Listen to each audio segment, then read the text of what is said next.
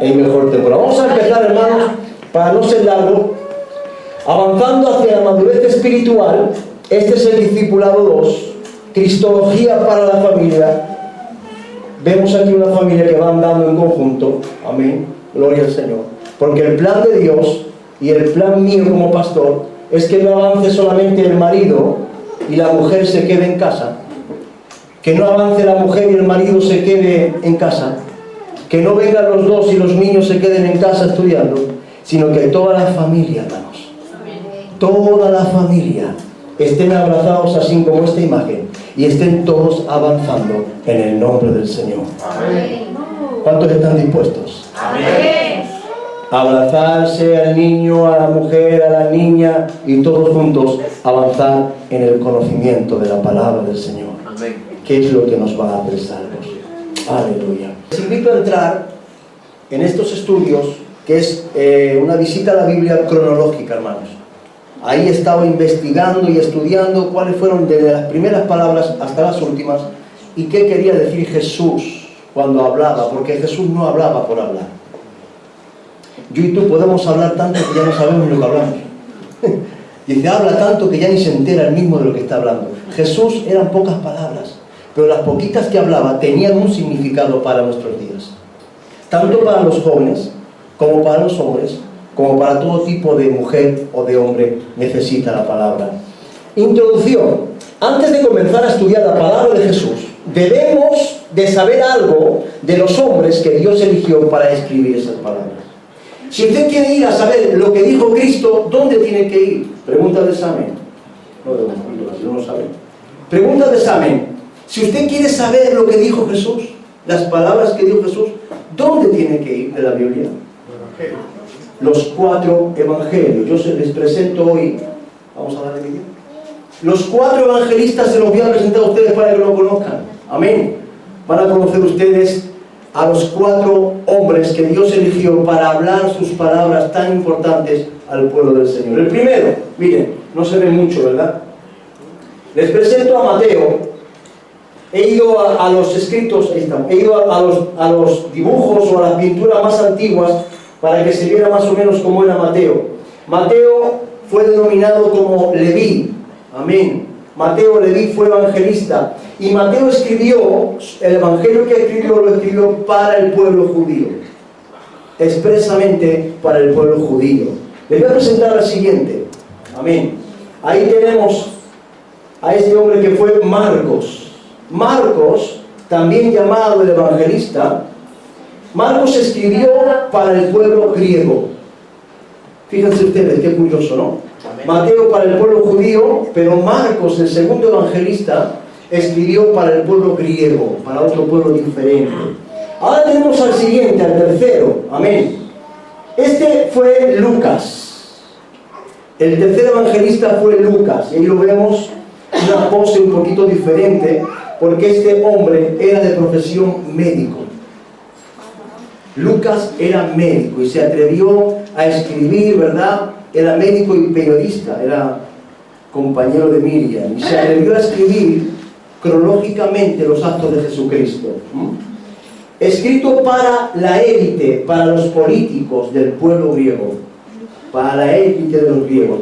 Y tenemos aquí, hermanos, el primero, Mateo para los judíos, Marcos para el pueblo griego, y Lucas para la élite del pueblo griego, que en aquel entonces, pero faltaba algo, faltaba un cuarto evangelista. Amén. Que Dios tenía que levantar. ¿Para qué? Vamos a verlo. Ahí les presento al más joven. Amén. Llamado Juan.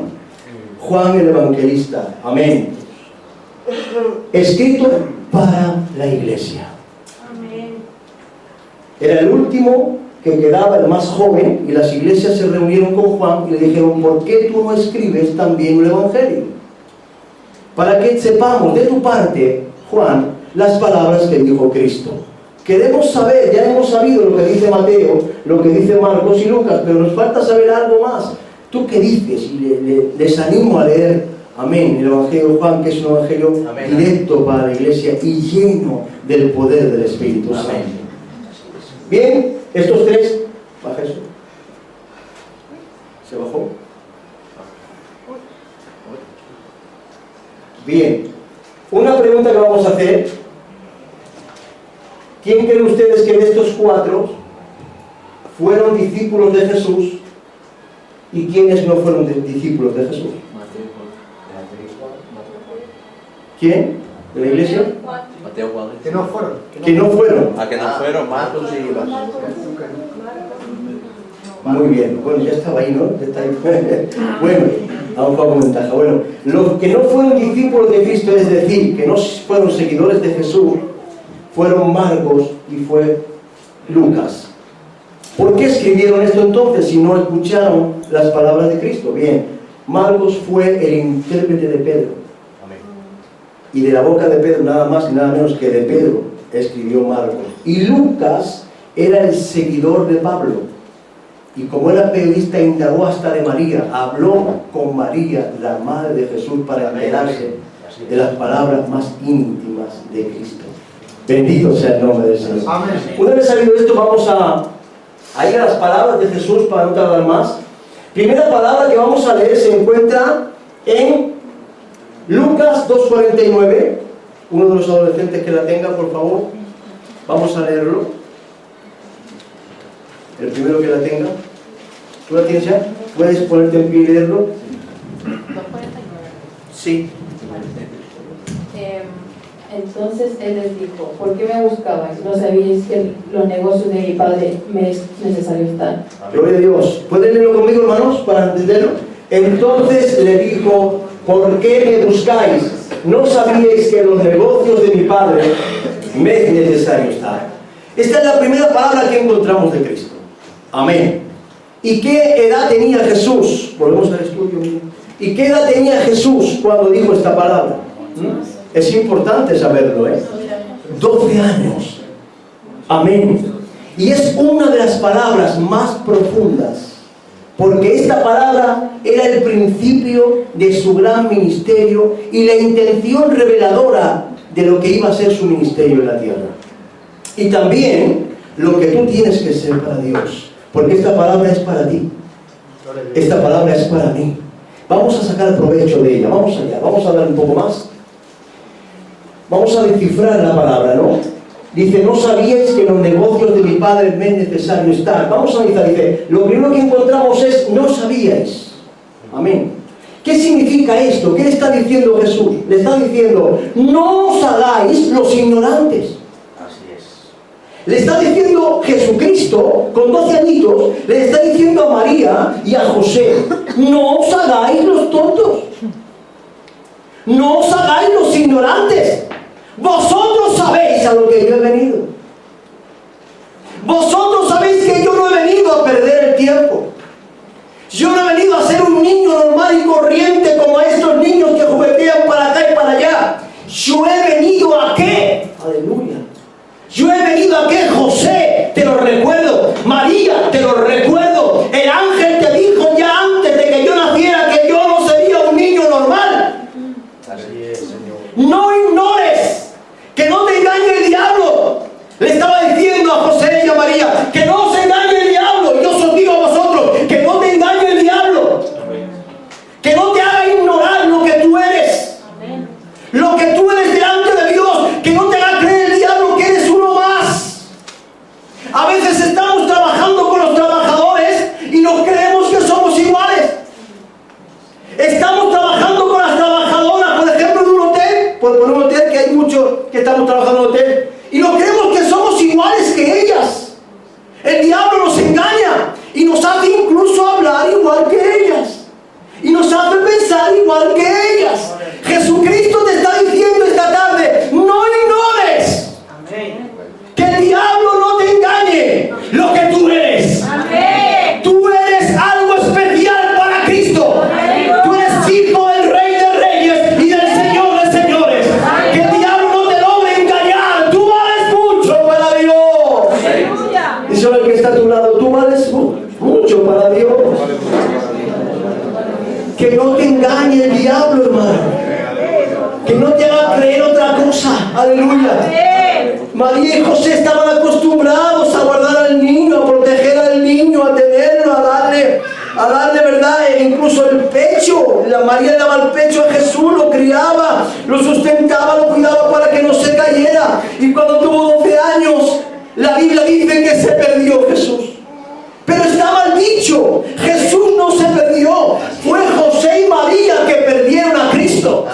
Amén. Porque dice la Biblia, hermanos, o la historia como les leí en la cristología antigua, que a los 12 años los niños eran presentados en el templo. ¿Se acuerdan que lo dijimos? Amén. A los 12 años el padre tenía el deber, después de haberle enseñado, llevarlo al templo, presentarlo a los rabinos, para ver si ese niño sabía o no la Torá. Así es. Lo dejaron en el templo, y José y María se liaron a hablar y a juguetear con los primos para acá y para allá y se marcharon. Y después dijo José: María, y el niño. ¿Verdad? Me lo imagino yo, ¿verdad? María, y el niño. Y María dice: ¿y yo qué sé? Estará con los primos. Y fueron buscando a los primos. Y después de los primos, a donde los parientes. Y después dice: ¿dónde está? Vamos otra vez a Jerusalén. A veces que se ha quedado allí. Y cuando fueron, lo hallaron donde lo habían dejado. ¿Dónde? En el templo. Gloria a Dios. Así es. En el templo donde tenía que estar. En el templo. Y cuando viene María y José le dice: ¿por qué has hecho esto? Te estamos buscando. Ahora Jesús le responde: no os hagáis los ignorantes. No os hagáis los ignorantes. Vosotros sabéis que yo no me pierdo. Vosotros sabéis que yo sé cuál es mi lugar. Y mi lugar es estar aquí, en el templo de Dios, haciendo la voluntad de mi Padre. Diga la iglesia: amén. Amén. ¿Cuántos aman hacer la voluntad del Padre? ¿De verdad? Te voy a decir si es verdad. La palabra te va a confrontar hoy. Como me ha confrontado a mí toda la semana, estoy llorando toda la semana cada vez que hago este estudio. Me está pegando la palabra de Dios. A ver si es verdad. Entendemos que la primera palabra es: no sabíais, no os hagáis los ignorantes, que el diablo no te haga olvidar. La segunda palabra de esta frase es: en los negocios de mi Padre. ¡Wow!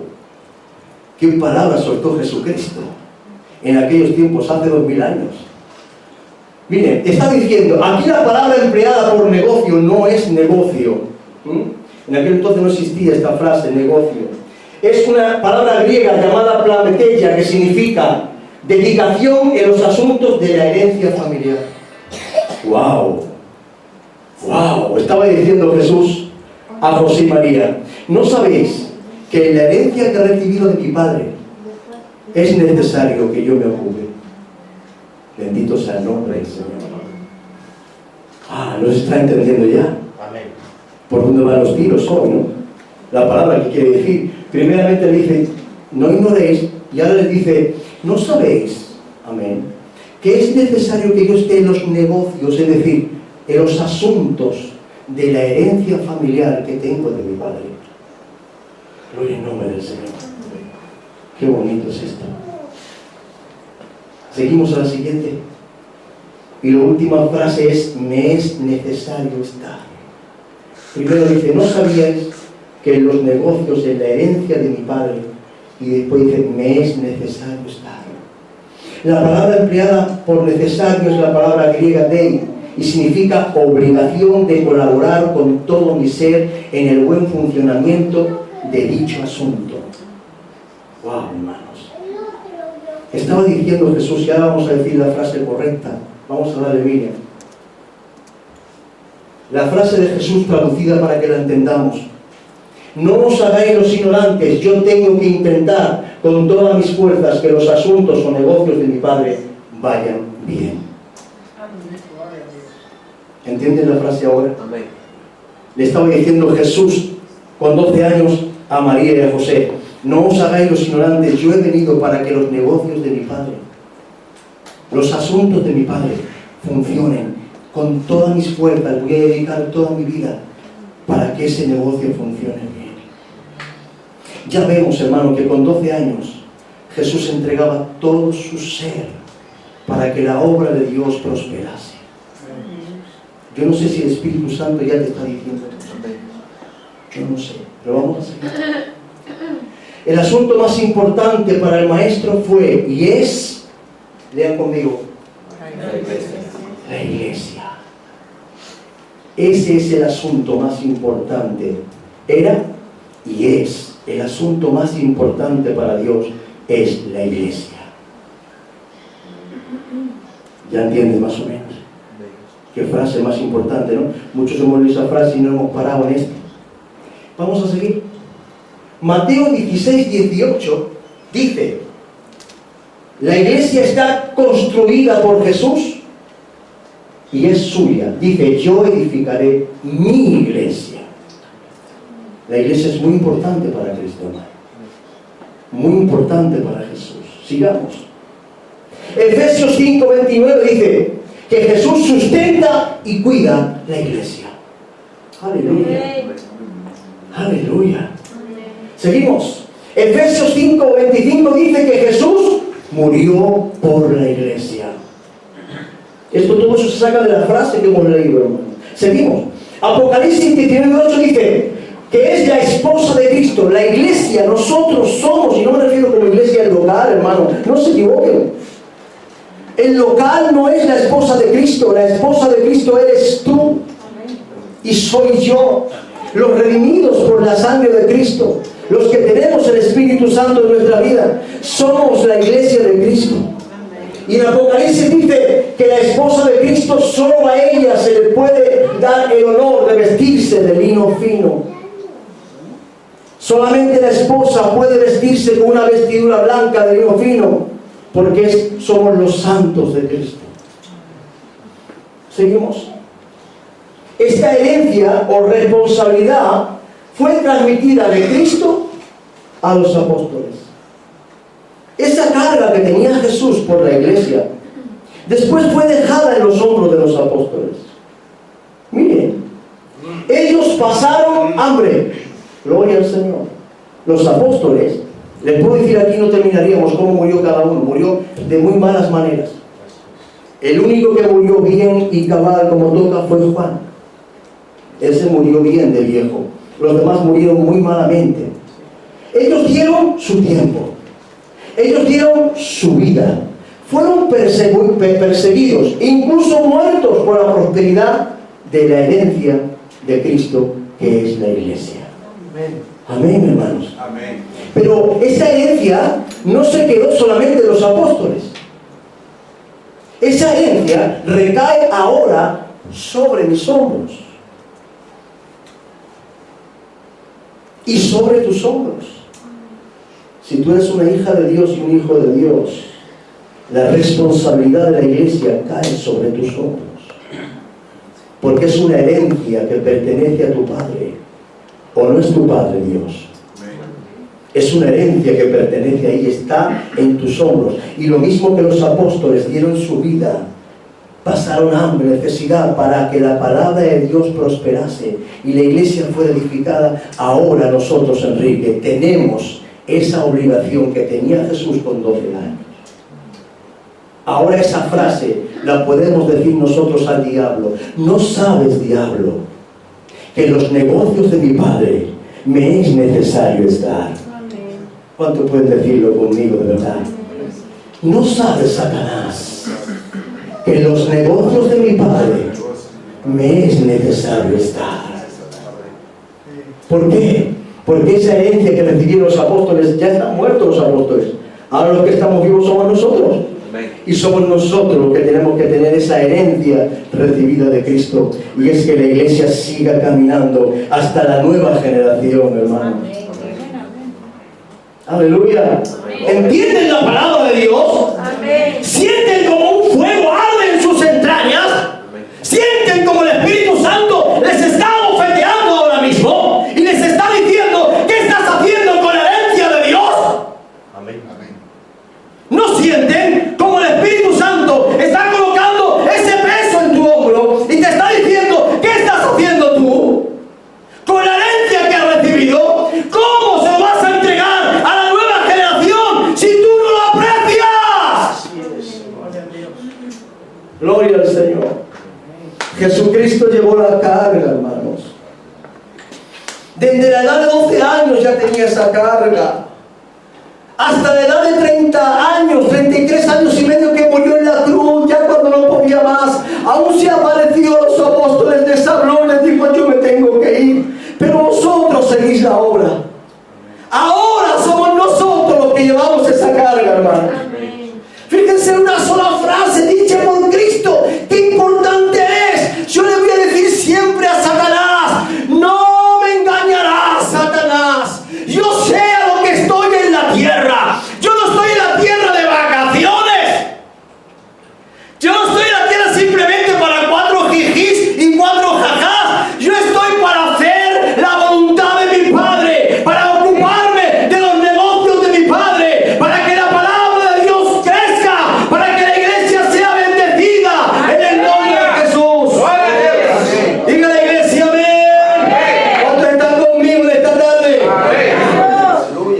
Gloria al nombre del Señor. Una sola frase, hermanos. Miren.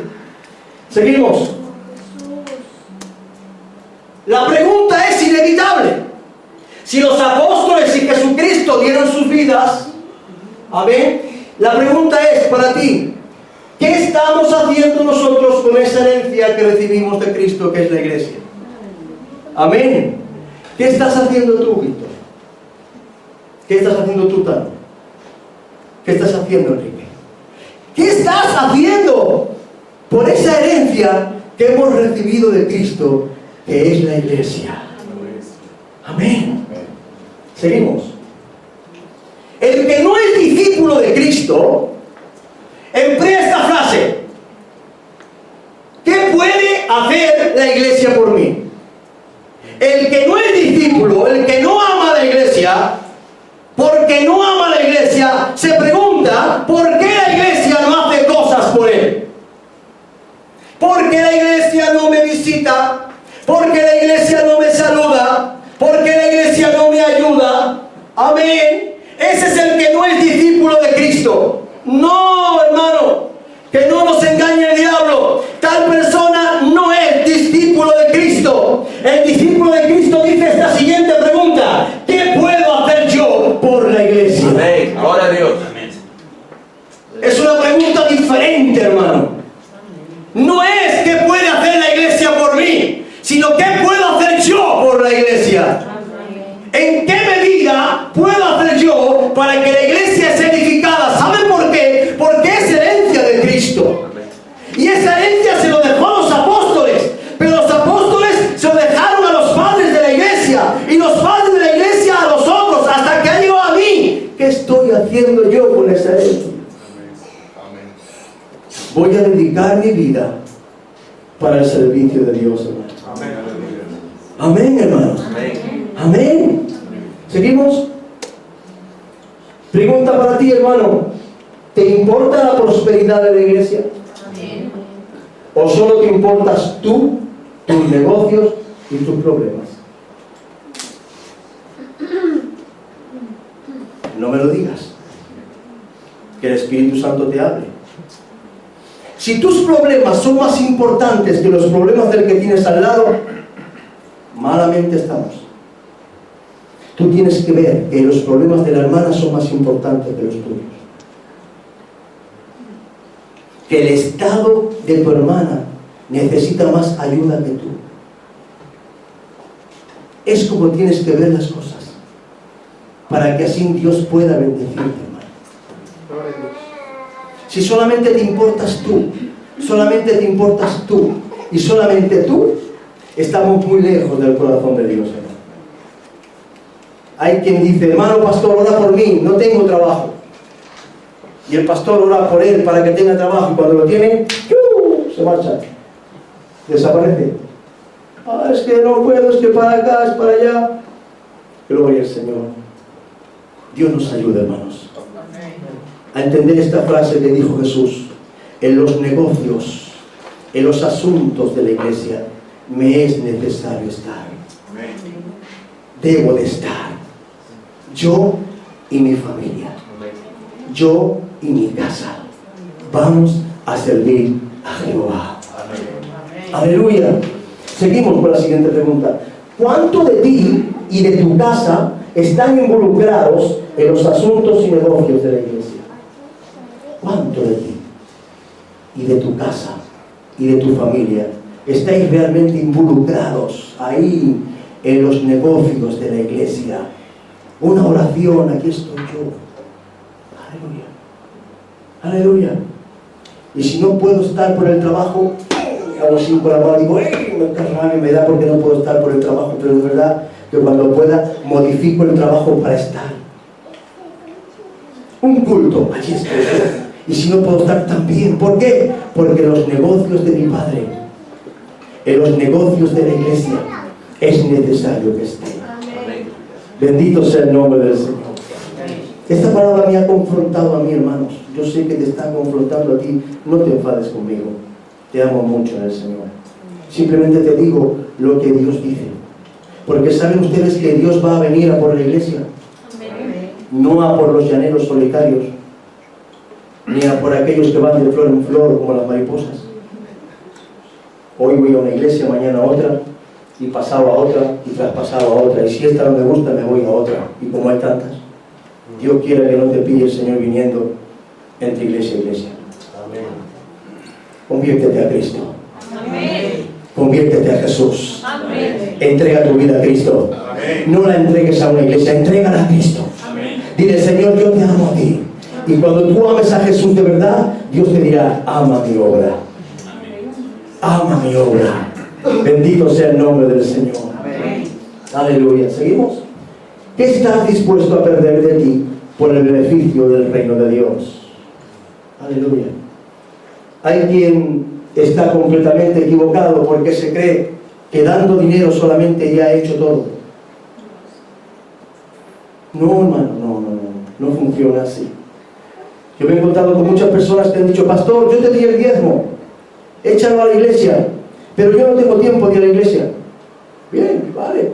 Y otra vez me dicen, pastor, pero yo no era su pastor. Esta persona quería dar los diezmos, pero nunca venía a la iglesia, no iba a ninguna iglesia, hasta que le dije, no funciona así. No funciona así. ¿Cómo que no funciona así? No funciona así.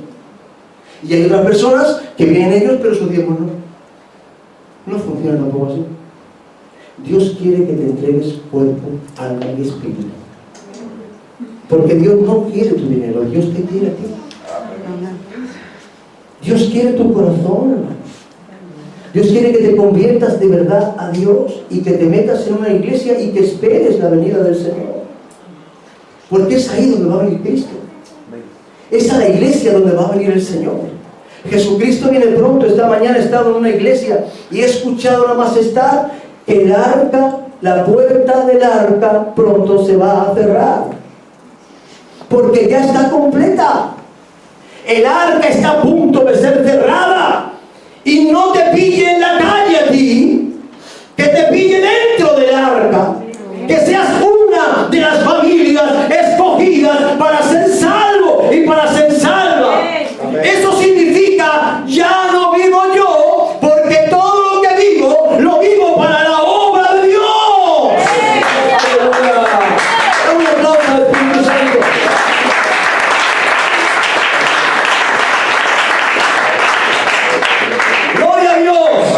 ¿A cuánto le está hablando el Señor? Amén. Sonríe un poco, está muy serio, ¿eh? Sonríe, Cristo te ama. Amén. Es que las palabras a veces son duras. Porque Dios le dijo a Jeremías, cómete el rollo este rollo, este pergamino, este papiro, es difícil de tragar, ¿eh? Cómetelo. Bueno, si tú lo dices, ay, qué duro está esto, el pergamino está duro. Y ahora Dios le pregunta, ¿cómo te sabe? Madre mía, encima me pregunta, esto es fuerte, ¿eh? ¿Cómo te sabe? Bueno, Señor, es dulce. Wow, es dulce, ¿eh? ¿Sabe bien? Es dulce. Bueno, espérate un poquito. Ya le vuelvo a preguntar a la media hora. Y ahora dice, ¡ay, es amargo! La tinta que tenía ha caído en el estómago. ¡Ay, que me duele el estómago! Es amargo. Así es la palabra de Dios. No toda es dulce, no todo es jaja y jiji. La palabra de Dios completa cuando cae el estómago. Tienes que tener un buen estómago para dirigirla, pero hermanos, es lo que te da fuerzas. Amén. Es lo que te da vitaminas. Amén. Bendito sea el nombre del Señor. Amén. ¿Cuánto de ti está involucrado en la iglesia, hermanos? Y si no estás involucrado en la iglesia, ahora es tiempo de que te involucres. Amén. La palabra de Dios no viene por venir, no se predica por predicar y ya está. Y cuando vamos a la calle, la palabra se ha quedado allá en el frío y yo me voy mañana. No, hoy Dios te hace un llamado. ¿Cuánto de ti quieres involucrar en la casa de Dios? Dice al que está a tu lado, ¿cuánto de ti quieres hoy apostar, involucrar? Ahí está sola ahí, alguien que se lo diga. Amén. ¿Cuánto de ti quieres hoy involucrarte en la obra de Dios? Gloria al nombre del Señor. Amén. Aleluya. Aleluya. Uy.